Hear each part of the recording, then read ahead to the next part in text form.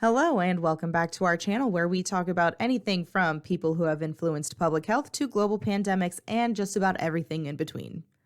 A while ago, we talked about heat illnesses and how to be summer safe. This week, we'll be talking about severe weather. Now, native Nebraskans are no stranger to severe weather. However, people passing through or moving here are more than likely not familiar with our specific brand of severe weather. What we think constitutes severe weather may not be what others constitute as severe weather. In an effort to bridge that gap, here's the definition of severe weather. Severe weather means extreme environment or climate conditions that pose a threat to the health, safety, or welfare of residents. Here in Nebraska, that usually looks like thunderstorms, tornadoes, and heat waves. Unless it's 2006, then Mother Nature decides to throw a gnarly ice storm at you. So, what constitutes categorizing a storm as severe? To people who follow weather on a regular basis, this might seem like a silly question, but to others who are not regular weather watchers, the question of what constitutes severe weather is an important one. In the case of thunderstorms, in order for a thunderstorm to be considered severe, it must create at least one of the following: hail, that is 1 inch in diameter or larger, and winds up to 55 miles per hour or greater. I know a lot of us grew up where thunderstorms and tornadoes are a spectator sport, but let me tell you why that's a bad idea. First of all, hail. Hail is a dangerous product of thunderstorms.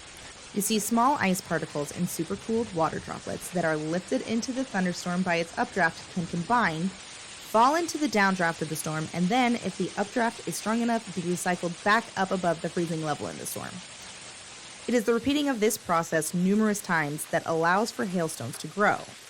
Once a hailstone is too big for the updraft to hold it up in the storm, it'll fall to earth. Hailstones can grow as large as grapefruit in a supercell, but remember, it only takes a hailstone being 1 inch in diameter, or roughly the size of a US quarter, to become deadly. And secondly, wind. Damaging winds from thunderstorms can come in two forms: tornadoes or straight-line winds. We'll leave tornadoes for another day. When the temperature gets above 85, 90 degrees and it's muggy out, it's time to start paying attention to the skies. Thunderstorms frequently cause a phenomenon called a microburst that creates the damaging and very dangerous straight-line winds. Picture it as someone taking a bucket of water and dumping it onto the ground. The water spreads out in all directions, right? Well, this is what a microburst does.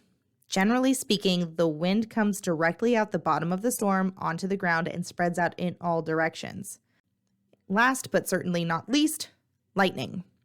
Lightning is one of the most dangerous aspects of a thunderstorm. Lightning can strike up to 10 miles from the main area of the thunderstorm. That's about the distance you can hear thunder from a storm. Whether or not you can see the actual lightning flash, if you can hear it, you're at risk of being struck. One important thing about lightning is it does not constitute a severe thunderstorm. As we said earlier, every thunderstorm has lightning. It's kind of a requirement.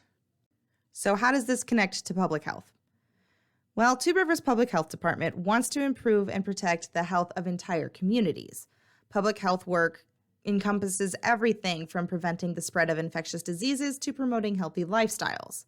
One area that is becoming increasingly important in public health is the impact of severe weather on communities. Severe weather events such as thunderstorms, tornadoes, heat waves, and floods can have a significant impact on public health.